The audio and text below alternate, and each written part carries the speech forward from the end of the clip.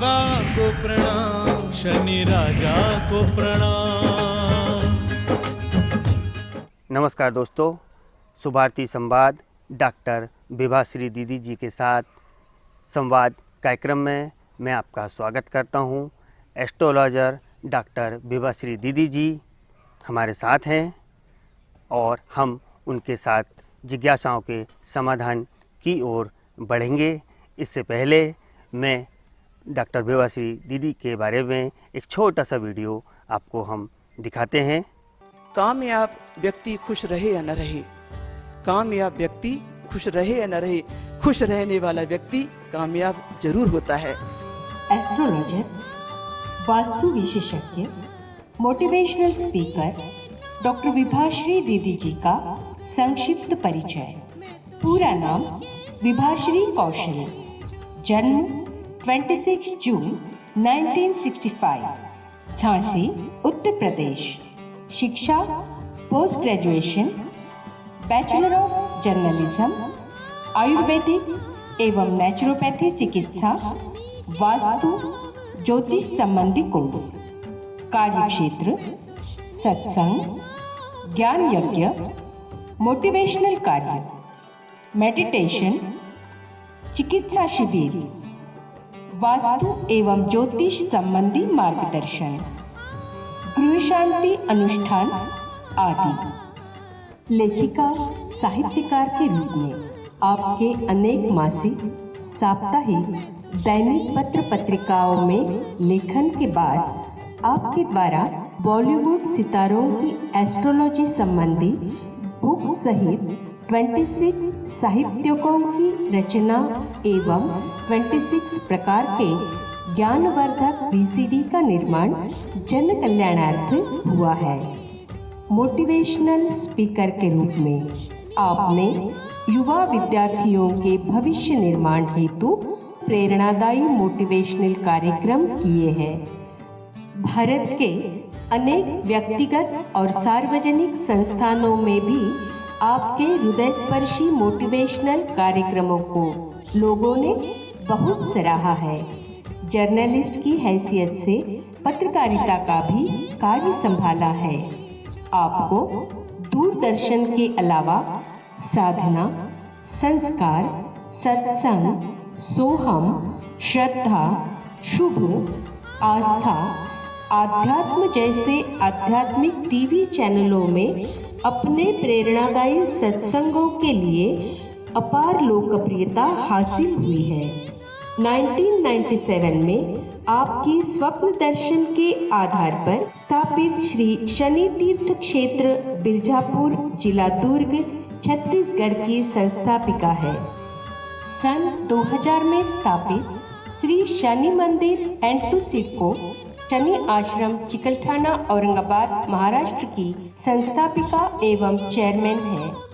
शनि संबंधी अंधविश्वास, गलत मान्यताओं के विवादों को अपने ज्ञान प्रकाश से दूर करने के कारण आपको बुद्धिजीवी ज्योतिष समाज ने सर्वश्रेष्ठ महिला ज्योतिषाचार्य की एवं भक्तों ने शनि साधिका की उपाधि से विभूषित किया है और मुंबई के बॉलीवुड क्षेत्र ने भी शनि एक्सपर्ट दीदी जी के नाम से गौरवान्वित किया है।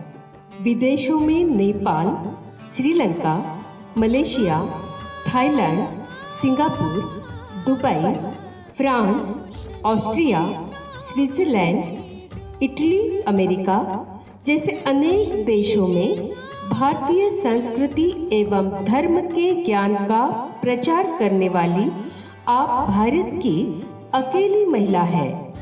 आपको अनेक सम्मान पत्र, गोल्ड मेडल, शील्ड के अलावा ज्योतिष क्षेत्र का सबसे लोकप्रिय प्रसिद्ध सम्मान मैन ऑफ द ईयर का अवार्ड 3 बार प्राप्त हुआ है और 14 अप्रैल 2011 को मुंबई के विशाल षणमुखानंद हॉल में आपको भारत रत्न अंबेडकर अवार्ड से भी सम्मानित किया गया है।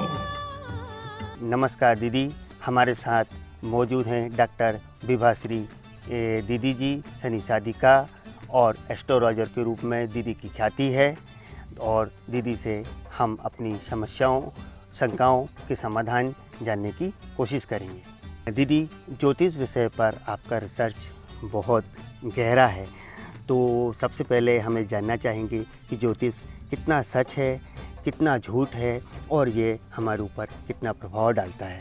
हाँ, ज्योतिष को लेकर बहुत सारी भ्रांतियाँ हैं। कोई कहता है ये विज्ञान है, कोई कहता है गणित है, कोई कहता है अंधविश्वास है, कोई कहता है कि ज्योतिष से सही मार्गदर्शक कोई दूसरा हो नहीं सकता। तो सच बताऊं तो ज्योतिष हमारा एक सच्चा मार्गदर्शक है। Astrology is science, is not miracle. Astrology is science, it not miracle. Principle in this science, इसके बहुत नियम है, प्रिंसिपल है। यदि हम उनको ध्यान में रखें तो निश्चित रूप से हम ये मानकर चलते हैं कि इससे बड़ा हमारा मार्गदर्शक दूसरा कोई हो नहीं सकता। तो ये कहा गया है कि हमारी सक्सेस लाइफ के पीछे इसका बड़ा योगदान है। मैं आपको एक छोटा सा उदाहरण देकर बताती हूँ कि जैसे किसी व्यक्ति का जन्म होता है तो जन्म के समय में उसके जो भी ग्रह योग हैं उसके जन्म पत्रिका के ऊपर लिखे जाते हैं, वो उसके जीवन का कैसा निर्माण करते हैं। जैसे हम कहते हैं ना कि ज्योतिधन शास्त्र यानी ज्योतिष शास्त्र, अंधेरे में ज्योति दिखाने वाला एक ऐसा शास्त्र जो आपको ये संकेत करता है कि आप इस तरफ जाएंगे तो रास्ता आपको क्लियर मिलेगा, या आप गलत तरफ जाएंगे तो रास्ता आपका इतना खराब होगा कि आप ठोकरें खाएंगे, मंजिल पर नहीं पहुंच पाएंगे। तो जैसे व्यक्ति का जन्म होता है तो जन्म के समय में एक फोटोग्राफी के माध्यम से मैं आपको समझाती हूँ कि जैसे एक फोटोग्राफर है और किसी की फ़ोटो ले रहा है। वह जब फ़ोटो लेता है तो फ़ोटो लेने के समय में व्यक्ति जिस मुद्रा में खड़ा होता है उसी मुद्रा में वो फ़ोटो खिंच जाती है, फ़ोटो कैमरे के अंदर में आ जाती है। अब यदि व्यक्ति कैमरामैन से ये कहे कि मेरी फ़ोटो खींचने के समय में मैं मुस्कुराना भूल गया, आप उसमें मुस्कुराहट डाल दीजिए, तो कैमरामैन का जवाब क्या होगा? वो कहता है कि मैं उसे और खूबसूरत बनाने के लिए कुछ और रंग भर सकता हूँ, कुछ भी और ब्राइट कर सकता हूँ, पर मैं जैसी फ़ोटो मैंने खींची है वैसी ही फ़ोटो रख पाऊँगा। यदि आपको उसके अंदर में हंसती हुई फ़ोटो खींचना है, हंसती हुई फ़ोटो चाहिए, तो आपको फिर पुनः वैसी ही मुद्रा में फ़ोटो खिंचानी पड़ेगी जैसी मुद्रा में आप फ़ोटो चाहते हैं। पर जैसी मेरे पास में आपने पहले फ़ोटो खिंचाई है, मैं उसको ज़्यादा चेंज नहीं कर सकता। ठीक इसी प्रकार से जब व्यक्ति का जन्म होता है और जन्म के समय में परमात्मा ने उसको जिस प्रकार से फ़ोटो बनाकर भेजा होता है उसमें हम रंग भर सकते हैं, उसको खूबसूरत बना सकते हैं, पर उसे हम चेंज नहीं कर सकते। पूरी तरह से उसको हम हमारी मर्जी से तैयार नहीं कर सकते। ज्योतिष रंग भरने का काम करता है, खूबसूरत बनाने का काम करता है। आपके अंदर में वो गुणों का रंग भरता है, आपके अंदर में वो खूबियों का रंग भरता है कि आप सही तरीके से अपनी लाइफ को जी पाएँ। तो इसलिए ज्योतिष पूरी तरह से विज्ञान है और गणित इसलिए है कि बिल्कुल उसमें 1 और 1 2 ही होंगे, 2 और 2 4 ही होंगे। इसमें मनगढ़ंत के लिए कुछ भी स्थान होता ही नहीं है। ग्रह नक्षत्रों की जो भाषा है बिल्कुल गणित के आधार पर ही हम गिनती करते हैं और उसके मूल्यांकन का दुनिया को हम फ़ायदा देते हैं। दोस्तों, दिव्य आभा लिए विभाश्री दीदी को बॉलीवुड में लोग बाग सनी एक्सपर्ट दीदी के नाम से जानते हैं। देश विदेश में दीदी की एक सनी साधिका के रूप में पहचान है। ऐसी दीदी से हम जानना चाहेंगे कि हमें शनिदेव को किस रूप में देखना चाहिए, वास्तव में शनिदेव की हकीकत क्या है, हम आज दीदी से जानने का प्रयास करेंगे। दीदी, शनिदेव जी से संबंधित बहुत सारी ऐसी बातें हैं जो लोगों को जानकारी में नहीं है। सबसे पहले तो ये कि हमें हमारे जीवन पर सबसे ज़्यादा प्रभावशाली शनिदेव जी का ही वर्चस्व क्यों नज़र आता है। सारे ग्रहों में एक गुरुत्वाकर्षण है, पर शनिदेव जी के अंदर में इतना ज़्यादा मैग्नेटिक पावर है कि हम तुरंत प्रभावित होते हैं। हमारी पृथ्वी के अंदर सिर्फ कितना मैग्नेटिक पावर है कि हम कोई चीज़ फेंकेंगे तो वो चीज़ ऊपर नहीं जाती, पृथ्वी का गुरुत्वाकर्षण उसे अपनी ओर नीचे खींच के लेके आता है।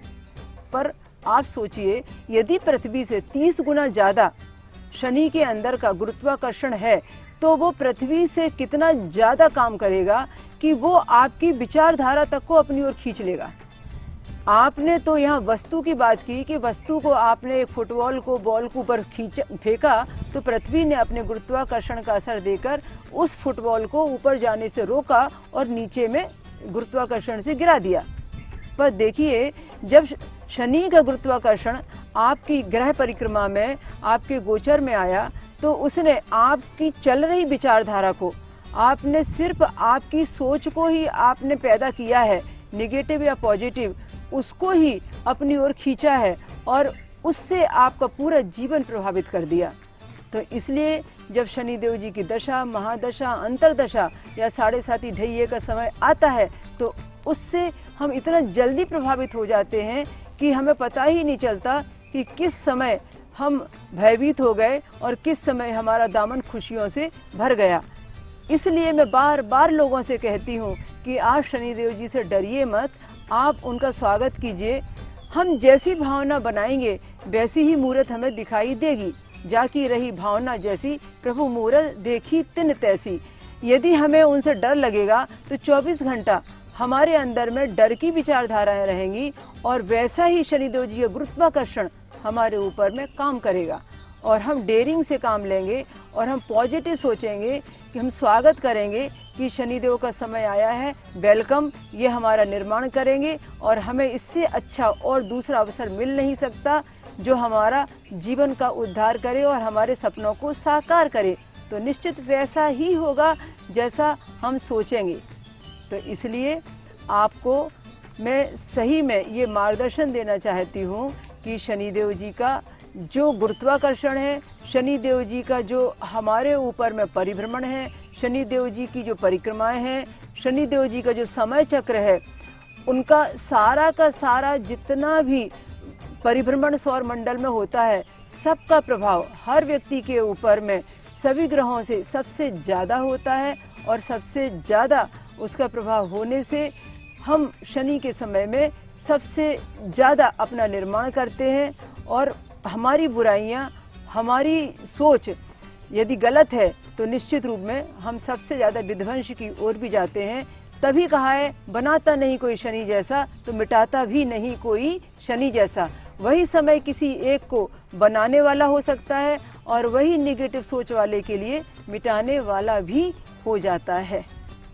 धर्म प्रेमी दर्शकों, दीदी ने गुरुत्वाकर्षण की बात की पिछले प्रश्न के उत्तर में। दीदी का तपोबल के कारण गुरुत्वाकर्षण ऐसा है कि लोग दीदी को एकमात्र विश्व की शनि साधिका के नाम से तो जानते ही हैं, लेकिन दीदी का अध्ययन इतना तेज है कि दीदी ने 26 किताबें इसके आधार पर लिखी हैं, रची हैं। उसमें से एक शनि पुराण भी है। तो दीदी, हम ये जानना चाहेंगे ये शनि पुराण वास्तव में क्या है? क्या यह हमारे पुराणों जैसा है या इसमें कुछ विशेष है?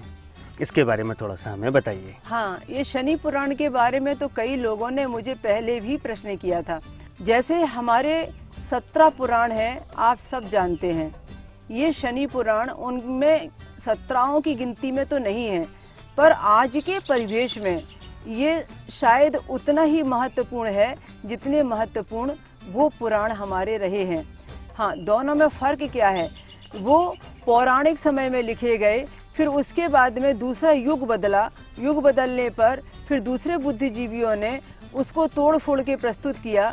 फिर कलयुग में अलग से उसका अलग नया संस्करण निकल गया और जैसे जैसे संप्रदाय बदले, लोगों का ज्ञान बदला, लोगों की आधुनिकता बदली और लोगों की विचारधारा बदली, विचारधारा में जागरूकता आई या विचारधाराओं में रूढ़ियाँ चालू हुई, तो वो सारी सब पुराणों के अंदर में दिखाई देने लगी। आज आप कोई भी पुराण उठाकर पढ़ लीजिए, अतिशयोक्तिपूर्ण बातें उसमें ज़्यादा हैं। ये आप अच्छे से समझ लीजिए कि यदि हम पुराणों की बात करें और पुराणों पर चलने की बात करें तो हमारी लाइफ में हम बहुत बड़े अंधविश्वासी बनेंगे, हम ज्ञान से बहुत दूर हट जाएंगे। मैंने उन सारे पुराणों को पढ़ने के बाद में एक बहुत अच्छा निचोड़ निकाला, जहाँ पर हम बहक सकते थे, भटक सकते थे, अंधविश्वास में घिर सकते थे, जहाँ पर हम गलत मान्यताओं में उलझ सकते थे, उनको मैंने दूर करके एक शनि पुराण की रचना की जो शुद्ध ज्ञान पर आधारित थी, शुद्ध वेदों के और गीता के ज्ञान को सपोर्ट करती थी और धर्म की स्थापना में एक महत्वपूर्ण योगदान देती थी। मैंने नाम भले ही शनि पुराण का रखा है, लेकिन 2003 में प्रकाशित होने वाले इस शनि पुराण ने हलचल मचा दी। मैंने अपने शनि पुराण में संस्कृत के स्त्रोतों के उदाहरण देकर और सही तरीके से हिंदी में मैंने उनका अर्थ बखान करके बहुत अच्छी प्रस्तुति दी हुई है और यह कोशिश की है कि शनिदेव का एक भी पहलू कहीं ऐसा छूटा ना रह जाए, शेष ना रह जाए जो इस पुराण में समाया ना गया हो। पुराण का अर्थ ही ये होता है कि उसमें समग्र विवेचन हो, सब प्रकार की बातें हो, हर प्रकार का उल्लेख हो, शुरुआत से लेकर एंडिंग तक सारे तथ्य उसके अंदर में आए हों, तभी वो पुराण कहलाता है। तो मैंने संपूर्ण विवेचन से भरा यह साहित्य बुद्धिजीवी समाज को देने का प्रयास किया है कि लोग इसके माध्यम से जानेंगे कि वास्तव में शनिदेव जी का भौतिक स्वरूप क्या है, ज्योतिषी स्वरूप क्या है, वैज्ञानिक स्वरूप क्या है, और जो हम आज ग्रह नक्षत्रों में देखते हैं सौर मंडल में, वह स्वरूप क्या है। दोस्तों, धर्म विश्वास से जुड़ा होता है और जहाँ विश्वास होता है वहाँ पर अविश्वास की स्थिति, अंधविश्वास की स्थिति बनने से भी इनकार नहीं किया जा सकता। भगवान शनिदेव के बारे में भी ऐसी ही अनेक भ्रांतियाँ, अंधविश्वास मौजूद हैं और इन अंधविश्वासों को लंबे समय से मिटाने का प्रयास विभाश्री दीदी जी कर रही हैं। इसी परिप्रेक्ष्य में मैंने उनकी एक किताब पढ़ी थी। दीदी, जब मैंने उसको किताब को पढ़ा तो मुझे समझ में आया कि शनिदेव और वास्तुशास्त्र का भी संबंध है। तो हमारे दर्शकों के लिए इस संबंध की विवेचना आप करें ताकि हमारे दर्शक भी इससे लाभान्वित हो सकें।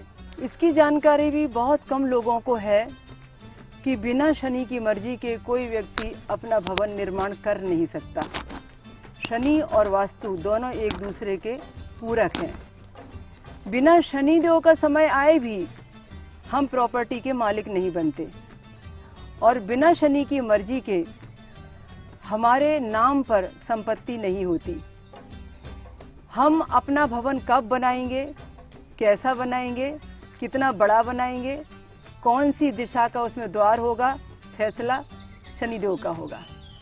इसलिए शनि वास्तु ये दोनों बहुत एक दूसरे के पूरक हैं और मैंने इसके ऊपर में 2 किताबें लिखकर लोगों को ये सिखाने की कोशिश की है कि यदि आपके मेष के शनि हैं तो आपका घर कैसा बनेगा, वृषभ राशि पर बैठे शनि हैं तो घर कैसा बनेगा, मिथुन राशि पर शनि बैठे हैं तो घर कैसा बनेगा, कर्क राशि पर शनिदेव लिखे गए हैं तो घर कैसा बनेगा, सिंह राशि पर शनि लिखे गए हैं तो घर कैसा बनेगा, 6 नंबर की कन्या राशि पर यदि शनि है तो घर कैसा बनेगा, 7 नंबर की तुला राशि पर यदि शनि बैठे हैं यानी उच्च के शनि हैं, तब हमें यह बोलना पड़ता है कि उसका घर कैसा बनेगा, कब बनेगा, किस दिशा का बनेगा, कितना बड़ा बनेगा।